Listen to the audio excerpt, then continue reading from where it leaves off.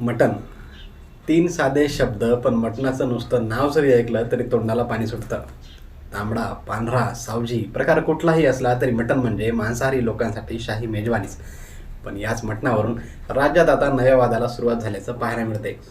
भाजपचे मंत्री नितेश राणे यांनी मटणावरून एक महत्त्वाचं आवाहन केले. गेल्या काही दिवसांपासून हिंदुत्वाचा मुद्दा लावून धरणाऱ्या नितेश राणेंनी आता हलाल मटणाविरोधात एक आगळीवेगळी मोहीम उघडली. हिंदू धर्मात असलेलं झटका मटण विकण्यासाठी आता मल्हार सर्टिफिकेशन सुरू करण्यात आल्याचं नितेश राणे यांच्याकडून सांगण्यात आले. त्यासाठी एक स्वतंत्र वेबसाईट ही सुरू करण्यात आली असून फक्त हिंदू खाटिकांनाच हे मल्हार सर्टिफिकेट दिलं जाणार आहे. त्यामुळे हिंदू समाजाला हक्काची मटण दुकाने उपलब्ध होणार असून जिथे मल्हार सर्टिफाईड झटका माउंट्स नसेल तिथून हिंदू समाजाने मटण खरेदी करू नये असं आवाहनच मंत्री नितेश राणे यांच्याकडून करण्यात आले. राणेंच्या या आवाहनानंतर विरोधकांनी राणेंवर टीका करायला सुरुवात केली. पण राणेंच्या या आव्हानामुळे आता झटका मटण आणि हलाल मटण असा एक नवीन वाद सुरू झाल्याचं पाहायला मिळतंय. नितेश राणेंनी झटका मटणाबाबत केलेलं आव्हान काय, झटका मटण आणि हलाल मटण आणि या दोघांमधला फरक नक्की काय असतो, त्याचीच माहिती या व्हिडिओमधून जाणून घेऊया. नमस्कार, तुम्ही पाहताय ट्रेन युअर ब्रेन. सगळ्यात आधी नितेश राणेंनी झटका मटणाबद्दल नक्की काय सांगितलंय ते बघूयात. मत्स्योद्योग आणि बंदरे विकास मंत्री नितेश राणेंनी सोमवारी एक ट्विट केले. त्यामध्ये त्यांनी मल्हार सर्टिफाईड झटका मटणाबाबत भाष्य केलं. आज आम्ही महाराष्ट्रातल्या हिंदू समाजासाठी अतिशय महत्त्वाचं पाऊल उचललंय. झटका मटणासाठी मल्हार सर्टिफिकेशन ही एक नवीन संकल्पना आज आम्ही हिंदू समाजासाठी घेऊन आणतोय. मल्हार सर्टिफिकेशन.com ही वेबसाईट आता सुरू झाली आहे. मल्हार सर्टिफिकेशनच्या माध्यमातून आपल्याला आपल्या हक्काची मटण दुकानं उपलब्ध होतील. या ठिकाणी 100% हिंदू समाजाचे प्राबल्य असेल आणि मांस विकणारी व्यक्ती ही हिंदू असेल. कुठेही मटणामध्ये भेसळ आढळणार नाही असं नितेश राणेंनी म्हटलंय. यापुढे जाऊन मल्हार सर्टिफिकेशनचा वापर जास्तीत जास्त करावा, किंबहुना जिथे मल्हार सर्टिफिकेशन नसेल तिथं मटण खरेदी करू नये असं आवाहनच मंत्री नितेश राणेंनी या ट्विटमधून केले. या प्रयत्नामुळे हिंदू समाजातील तरुण आर्थिकदृष्ट्या सक्षम होतील असा विश्वासही त्यांनी यावेळी व्यक्त केला. नितेश राणे यांच्या या आव्हानावरून त्यांच्यावर टीकाही झाली.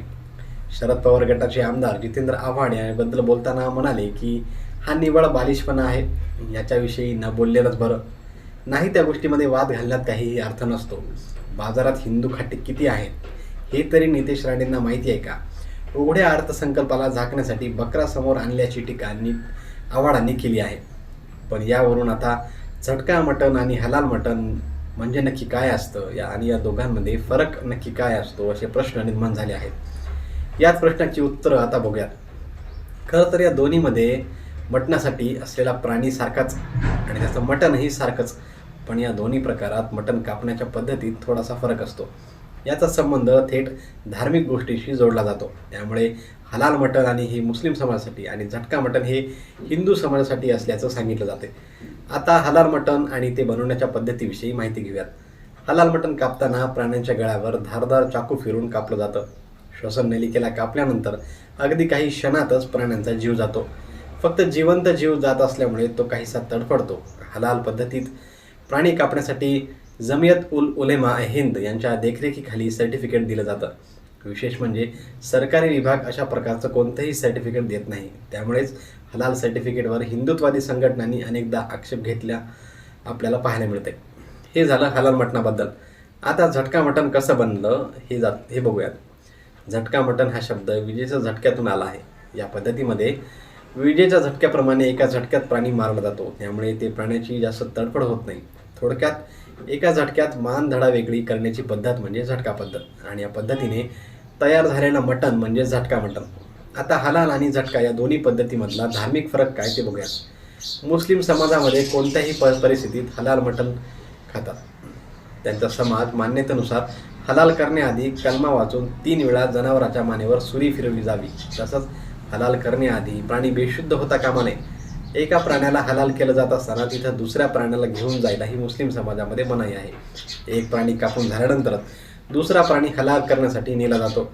तर हिंदू आणि शीख समाजामध्ये झटका मटण खाल्लं जातं. याबाबत काही इंग्रजी माध्यमांनी रिसर्च केला आहे. या रिसर्चनुसार 20व्या शतकात शीख समुदायाने झटका मटण पद्धतीची सुरुवात केली.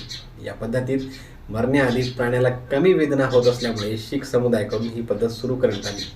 हीच पद्धत पुढे हिंदू धर्माने स्वीकारल्याचं सांगितलं जाते. झटका पद्धतीत प्राणी मरण्याआधी अर्धमेला झालेला असतो. या पद्धतीत प्राण्यांना उपाशी ठेवलं जातं. तर हलाल पद्धतीमध्ये प्राण्यांना भरपूर खाऊ पिऊ दिलं जातं. त्यानंतरच त्याची कत्तल केली जाते असं मुस्लिम समाजाकडून सांगितलं जाते. तर झटका मटणाला मानणारे लोक सांगतात की या पद्धतीत प्राण्याला श्वास घ्यायलाही वेळ मिळत नाही. आपल्या गळ्यावरून सुरा कधी फिरला जातो हे प्राण्याला सुद्धा कळत नाही.